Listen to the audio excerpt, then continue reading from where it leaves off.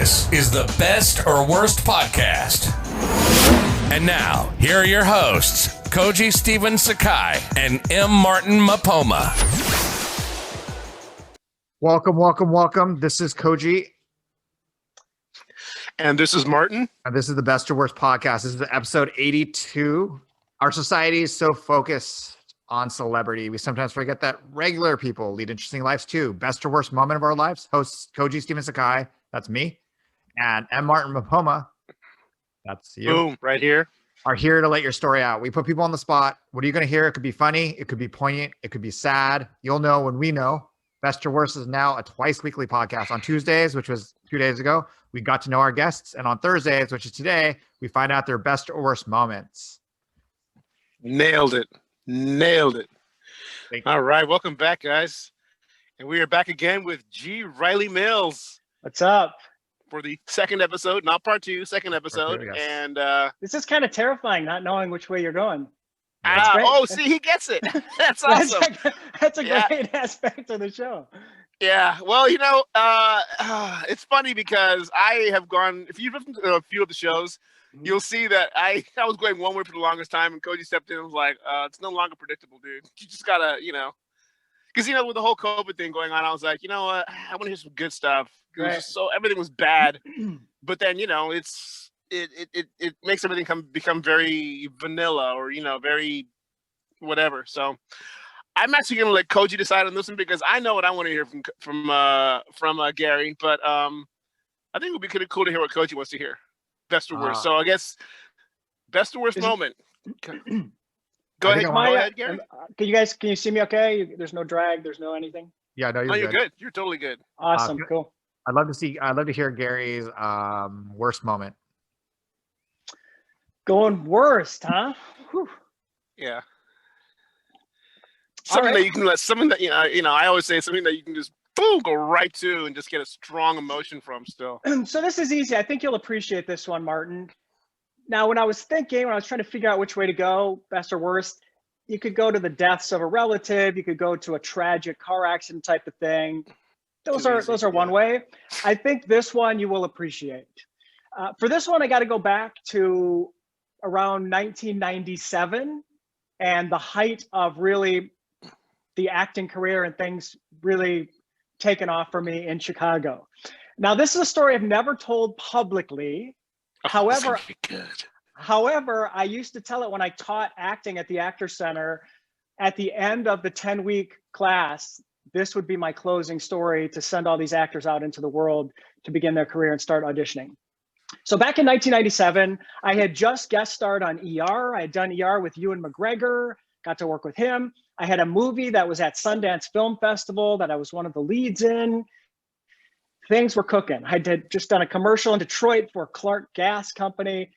Things were really happening. I get a call from my agent, who I loved, and she said, hey, there's a movie coming to town that's casting in Chicago. An Academy Award nominated director is casting this small indie film and casting it locally.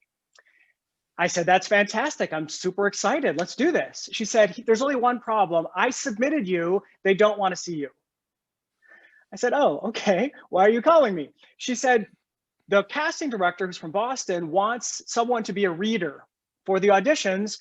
And I thought this would be a good chance for you to go and meet this director and work with him for a day and be a reader.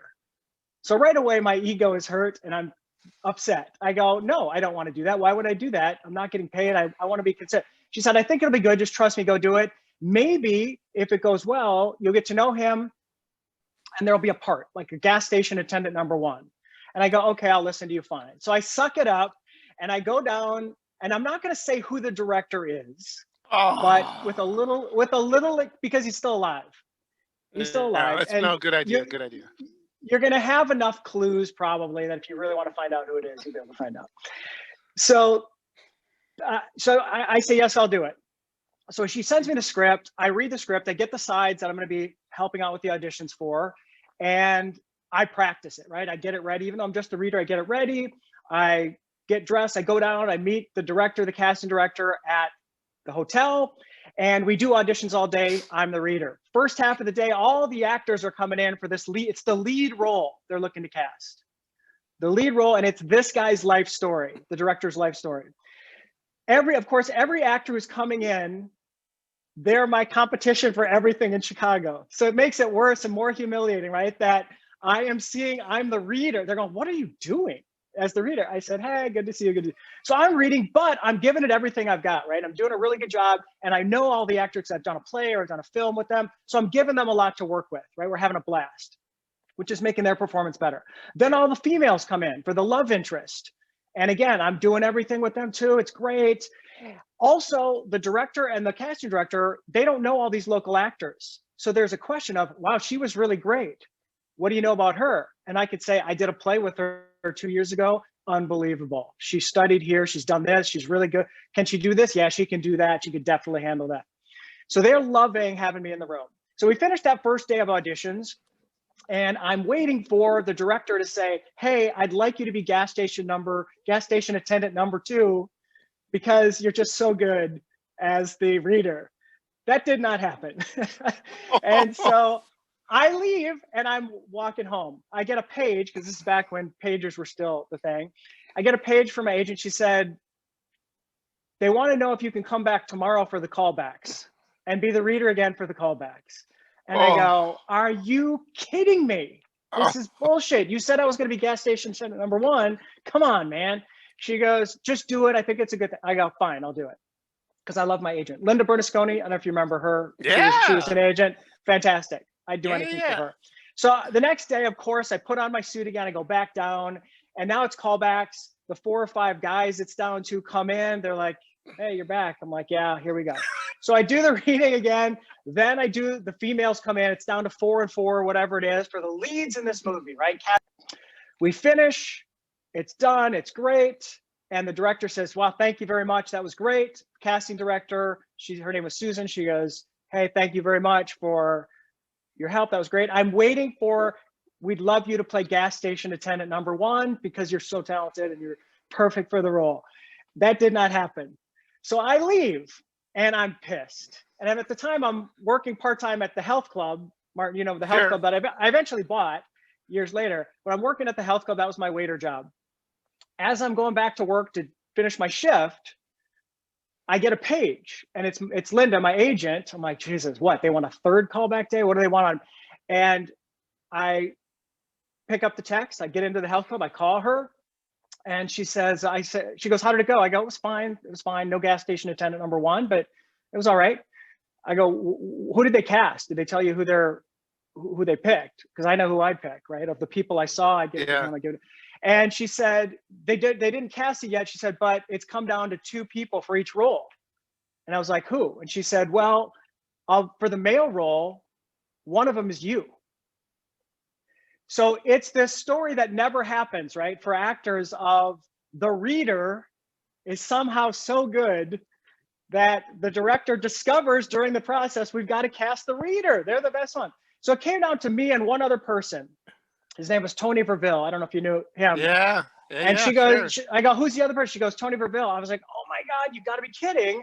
I just shot a commercial with Tony Verville in Detroit for Clark Gas. And here's something else I know. Tony Verville has never done anything on camera before. He doesn't even have a reel. He was really young. That gig I did with him was his first on camera. So I'm going, cool, I'm up against the guy who doesn't have a lot of credits, doesn't have a reel.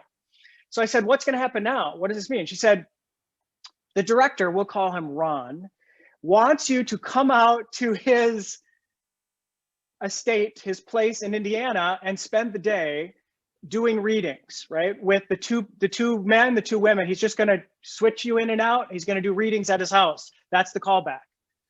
I was like, shit, okay, cool. All right, let's do it. So we drive, my girlfriend at the time, which is my wife now, we drove out to Indiana, and there's Tony, there's the 2 women who I knew both of them. I'd worked with both of them. Who were they? And one was Laura Phillips. Sure. And the other one was Bridget. God, I can't remember her name. And so we're mixing and matching and we're reading and I'm giving it everything I've got, right? It's fantastic. He's sending us out and now we're coming in for a new scene. It's great. And we finish. He says, all right, thanks you, the 4 of you. We're going to make a decision in a little bit, but I want you to know that Sam Elliott is confirmed to play the father. Tyne Daly is going to be the aunt from Cagney and Lacey. Frederick Forrest from Apocalypse Now is going to be the uncle. And all these other famous actors are in it. So now we're all really excited, right? We all drive back to Chicago and wait. And we wait and we wait. We wait. And finally they go, can you send reels? Can you send your reels? Well, of course, I had just redone my reel with the Sundance movie and ER and all these things. Poor Tony had no reel at the time, except for one commercial, which he sent that one commercial, which featured him and I. So his one reel had me and him in it. So we send it off, time passes, we get the call, you got the role. I'm cast. The lead in Academy Award nominated director's movie. My career is set. I'm good to go. This movie is locked and ready. You're cast. We just got to wait 6 months while they finish up the casting, get the locations. I'm going to move to LA. This is the big break you're always waiting for. This movie that's going to be huge. Indie movies were just exploding, you know, in the late 90s. I'm ready to go. As we get closer to the time to go, they're figuring out what the contract is. Is it a big contract, little contract, how much money? The girl who they cast in the lead, Laura Phillips, thrown overboard. Bad news, they fired her. Why did they fire her? I asked the cast director, because, I can't say this.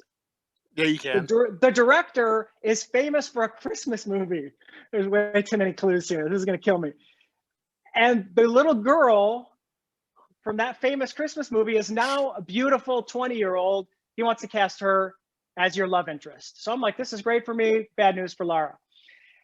As we're getting closer, still haven't signed a contract though. Ready for the contract to be signed. The director calls my agent and says, we want Gary to come down. There's a lot of beekeeping. There's a big beekeeping scene. I want to make sure he's comfortable with the bees and harvesting the honey. And I need to make sure that, can you send him down this weekend to my farm to work with the bees? And I told my agent, I said, first off, I'm not going unless we have a contract, because if I don't have a contract and I can't do a good job with the bees, I'm gonna lose this job. So she sends a message to them. She says, he can't come unless you have a contract by Friday. So get that contract over. No contract, no contract. Finally, Friday, closing time, the fax machine, for those of you who remember that, words to life. Through comes a deal memo for me as the lead in the movie. I sign it, we send it back, and I go. I get there and I am working with the bees like I'm a master, like I should be a beekeeper as a job. He's impressed how good I am with bees. I've never done bees in my life. He's telling me how great this movie is. We're showing all the locations, we're driving around and all these great actors. Can't wait to start. I drive home, I'm on cloud nine. Time to start rehearsing and shooting the movie. I pack up a month or 2 months worth of belongings and I head to Indiana. I get to the production office, they give me a set of keys. I have a beach house all to myself on Lake Michigan, Michigan City, Indiana. Sure. All to myself, right? Can't believe it. We start rehearsing. Some of the cast comes in, but me and the love interest. That girl, we start rehearsing. We're doing these scenes. It's fantastic. She's great. I'm feeding off her, but we're not getting a lot of direction from the director, Ron. Now, the director's wife, we'll call her Dottie, well-known screenwriter, successful screenwriter. She wrote the screenplay. She loved me. So we're doing these things. I'm not getting much feedback from the director. We take a break, we go in the restroom. He's taking a leak. I'm taking a leak next to him. I go, hey, it's really going well. I think it's going. He doesn't say anything. He's like, yeah, sure. Yeah. Very quiet. Little time passes, maybe a day, and I'm out to dinner with the girl, the lead. The next day or 2 days later, we're starting shooting. Principal photography, all the famous actors are going to be in. I get a text, right? A diner going over lines. I get a text from the production office. I call the production office. I'm like, it's kind of late, but hey, what's going on? What do we need? You know, we're doing costume things, hair. They said, Ron wants to talk to you. And I said, great, let me talk to Ron.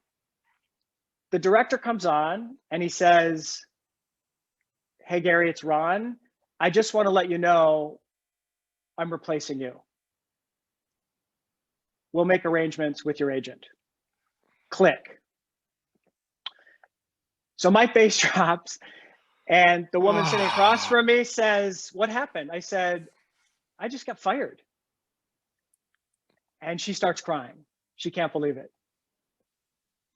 At that point, it's late, but I said to her, "Let's go, just leave this food. I got to get to the production office." We drove over to the production office. I see the casting director, Susan, with a stack of headshots and all these new possibilities on the wall for my role. Oh. I go, "Susan, what the hell happened here? What's going on?" She said, "I'm sorry, honey. I fought for you, but in the end, Ron felt like you looked too much like the girl, like your love interest felt like you looked like brother and sister versus a couple." And I said, "Can I change his mind?" She said, "You can try." So I get in the car with the girl. We drive to the director's house. I storm into his house. I don't even knock. And he sees me coming, a little freaked out because I'm upset. I go, "Ron, what the fuck is going on here? I've been giving you everything. You give me no feedback, no notes. And then all of a sudden this happens." He said, "I know, I'm sorry. You know what?" He said, "Just come to rehearsal tomorrow. Just come to rehearsal tomorrow." I go, "Fine." So I go back to my big house on the lake and I pack up all my stuff knowing I'm fired. And the next morning I go to rehearsal. I put on the same suit that I had when I did the reader job that got me the role. And I get there and all the famous actors are now sitting around the table for this first read. None of them know I'm fired, and I'm there for some reason. Frederick Forrest, who I was a big fan of from Apocalypse Now and The Rose, he's sitting right next to me, turns to me, says, "This is going to be a great movie." I said, "Yes, it is." So we start doing the reading, and I know what's going to happen. He goes to the big death scene. The director goes to that scene. It's the big scene between my father and me. Now, I know after this rehearsal, they're never going to see me again because I'm fired. So my whole thing was, I'm going to do this so good that you're going to regret firing me when this movie comes out. I'm leaving everything on the table. So I give it everything. The tears, it's the big death scene, "Dad, you never loved me" kind of thing. And the whole room, you can feel it just turn toward me like, what is happening here? We finished the scene, you could hear a pin drop. The director says, "All right, let's take a break. Let's take 5. He goes outside, smoke a cigarette. I meet him out there. I said, "Ron, is there anything else you need from me, or is this it?" And he says, "I don't know." He said, "You know what? It's just too painful. You can go." I said, "Fine." I go over to the production office. They had given me a car. I said, "You can either drive me back to Chicago or you can come get this car in Chicago because I just got fired." Casting director's heartbroken, very sad, feels terrible because she fought for me. I get in the car and I call Linda Berlusconi. I said, "Hey, I got fired. They signed that deal memo though, so I want you to get me paid because they just gave me a check for 1 week. That's all they're going to pay me for. Oh no! Get me paid." And I head to Chicago. It was the worst. As an actor, you can understand how for a year almost, I thought my gates had opened. I thought my time had come, and it was gone. It was gone that fast. Now, it was a long time before I could audition again, before I wanted to do anything again. Here's a little bit of silver lining. And I didn't tell this to the actors when I was telling the story, because I think there's a lot of lessons in here to get them ready for the acting world, the acting experience, how much is out of your control. But the good news of it, if there is silver lining, SAG got me paid for the entire movie. So they had to pay me for the entire movie. And with that money, I took my girlfriend at the time to Europe, bought an engagement ring, and proposed in Italy. And that girlfriend has been my wife now for 21 years. So Awesome. that's the coda to a very terrible, terrible story. Wow. Oh, you know, Gary, oh, Jesus. Oh, I feel that one. I've had a few heartbreaks, but man, oh, it's right there in your hand. You got me beat, dude. That's just. And I was ready at any point for this to fall through. This is not going to go through. The movie's going to fall through. They're going to cast somebody else. And then it just kept working out, until it didn't. You know what's so funny about this? When we get off the show, I'm going to talk to you about this and I'm going to freak you out about this particular movie and director. You're gonna trip out. Do you know who I'm talking about? I remember all of this because the director that you're talking about was best friends with my girlfriend, fiance at the time's dad. Best friends, and we went out to Michigan City several times, and I met him and had dinner with him. And I remember when he was doing this movie, and I said, "Is there anything in it for me?" And he was like, "Yeah." Basically, there are no people of color in this movie, Right. at the time. But I remember this whole story. I remember you being in it, dude. And I was like, oh. Yeah, super great. I mean, a very Yeah. talented director, good guy. Yeah. I'll be honest, it was a lot of years of dealing with those emotions that I felt from having this snatched away. But time passes, things happen. Great director. He's done some movies that I love a lot. This one just didn't fall my way. Yeah. I had that experience here. I was going to be casting this movie. I was too old, but then I saw the guy who was doing it, but it was, it was okay. I have a good therapist. Can I get his number or her number? Well, I'm surprised you got paid out the whole thing. Well, I knew that was going to happen. I knew that was going to happen. But it was only, the lesson was, it was only because of that deal memo the day of the beats. Yeah. If I wouldn't have pushed for that deal memo and said, I'm not coming out unless they send that deal memo through, that's the only way SAG got me paid. Otherwise, I would have got paid for 1 week. That's it. Interesting. It's funny you say that, Gary, because when I first got here, I was cast in a commercial, big commercial, and everything was all signed. And I was actually in Arizona with my girlfriend at the time. And I remember getting the call saying, "Hey, we need you to come out to set, we're going to start early." And I was driving from Tucson, Arizona, all the way back to LA. And my agent called me and says, "Martin, I'm really, really sorry, but you know what? They thought you were just a little too young for the role, so they went with somebody else." And I was like, he goes, "Well, don't worry, because you're getting paid for all the days that they booked you for, and once I got paid, and for one set of residuals for the commercial." Wow. Because I was en route going back. Yeah, I was like, "Whoa, I'll never forget that." Yeah, and then the other PS to the story is the movie never really did anything. No, it didn't. And I saw the weirdest thing years later. I was in my dry cleaners on Halsted and Oakdale, and there's a poster in the window for a film. The title had changed, but it was that film. It was that film. I was like, wow. It sounded like a giant clusterfuck from the beginning. Yeah. The general rule of advice I always give for even as writers is I don't get excited about a project till I'm sitting in the screening room. Absolutely. You never know. I mean, usually the biggest disappointments are when you get your hopes up about a project. And I've been in the middle of productions that have shut down. I've been in post production that have shut down. Yeah. You just know that like at any point, especially like when I shot my last movie, Commando, every morning I'm getting the COVID reports, and I know if an actor gets sick, that's it, we're done. And so just knowing that like it could be taken away any second. It's an important lesson because it's a really hard lesson. I mean, unlike other businesses where like, what I always tell people about the entertainment business, you could shoot a whole movie or half a movie and it doesn't mean anything. Whereas if I start a business and I could sell all the equipment, or I could at least try to make some of the money back. But if I have a half a movie, there's nothing there. But people don't get it, man. It's God. Then there are movies that are shot and never make it to the screen. Well, nowadays, cut. Nowadays, nowadays they'll make it because of there's so many places to screen. Right. I know. Some place you play. Koji, do you feel like being on the other side of the table, being the man in control? Do you feel that? How do you feel toward the actors? Do you feel that empathy? Do you feel that? Can you relate to everything they're feeling?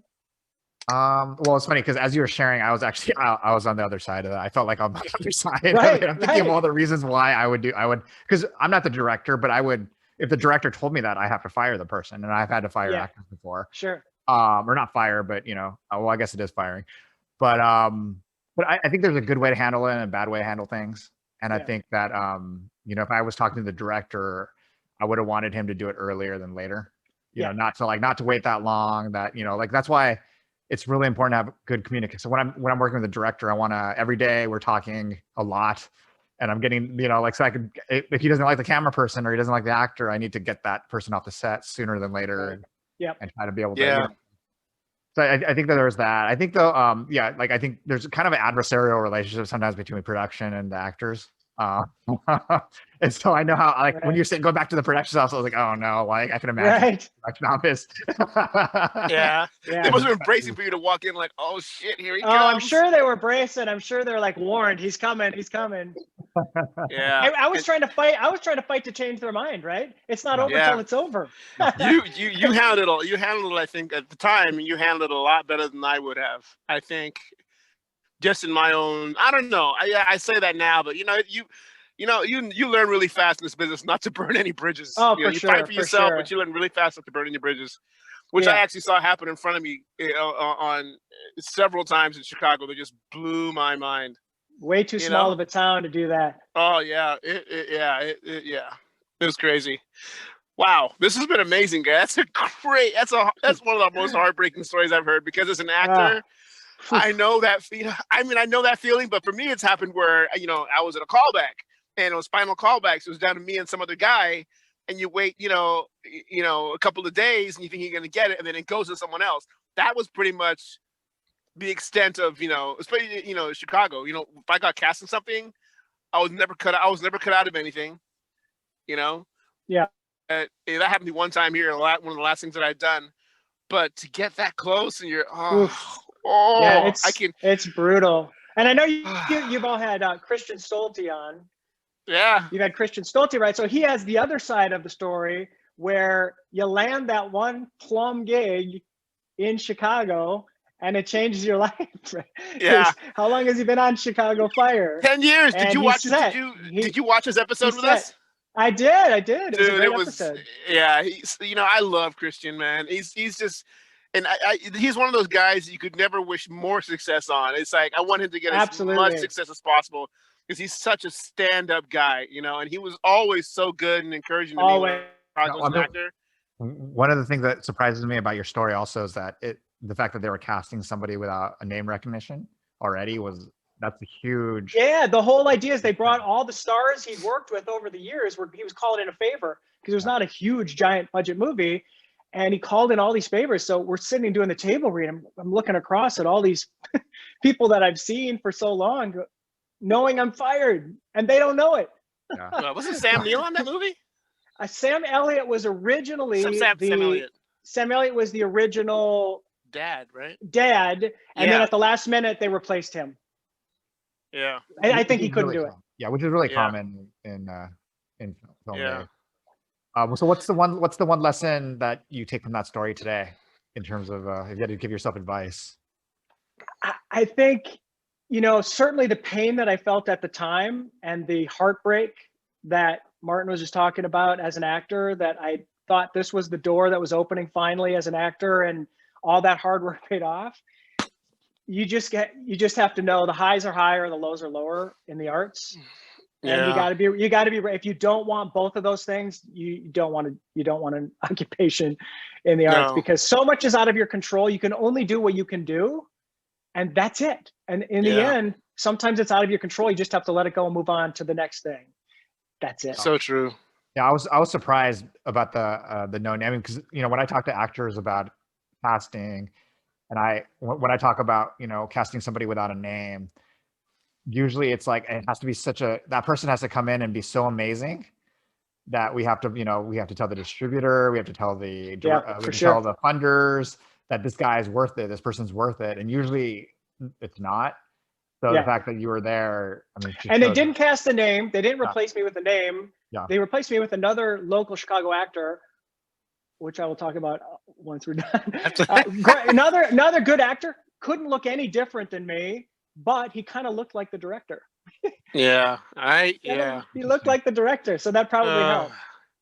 Yeah, the people who don't get the acting business, man, it's just entertainment, whether it's music or theater or act. It's just it's. We don't get, and it's not about getting respect, but people don't appreciate the work that we go through. I have people all the time who tell me, Martin, how do you deal with rejection? And I'm like, I don't. I just, as soon as I go into an audition, I forget about it completely when I walk out.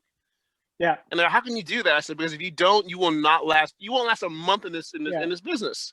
Like Koji You said, know? once you start really caring about it and putting your heart into it and really wanting it, that's when bad things happen unless That's you're what sitting in the bad things theater happens, exactly. watching And your actually- scene in the theater and it didn't get Actually, cut. I found also that it's the projects that I don't love that are always the ones that seem to always move the furthest for me. Always, it's like, oh, Yeah. well, it's kind of a throwaway project that somebody made me write, for example, and I'm like, oh, all of a sudden that's in production. All of a sudden it's ready, it's in the theaters or whatever, and Yeah. it's all the ones that I love will never see the light of day usually, which is what's sad about screenwriting. Yeah. Yeah. All right. Wow. This has been a great, finally getting you on, and it paid off. Thanks in a big lot. I way. appreciate it. Yeah, Thank Gary, it's been so much fun. You can turn that light on though. It's getting dark. It's a little bit. No, you don't have to. We're good. No, It's getting dark here in Chicago. Yeah. If it was me, you'd have to have the light on. That's probably true. But but it's been so much fun having you on. And for those people out there who have no idea about this, I've been trying to have Gary on for over a month and a half, and it's been nonstop, missing our times, getting the time change mixed up, and even today, he was on early, and I was like, oh, just like getting it right. But finally had you on. This has been a great episodes. And hopefully we'll have you on again. Before we go though, Gary, please, I want you to let people know how they can find you, how they can follow you. I would love for you to say something about your book, where they can buy, where they can read it, because the work you're doing now is really amazing. We didn't even get a chance to talk about politics because that would have been a good one too. But go ahead. Another time.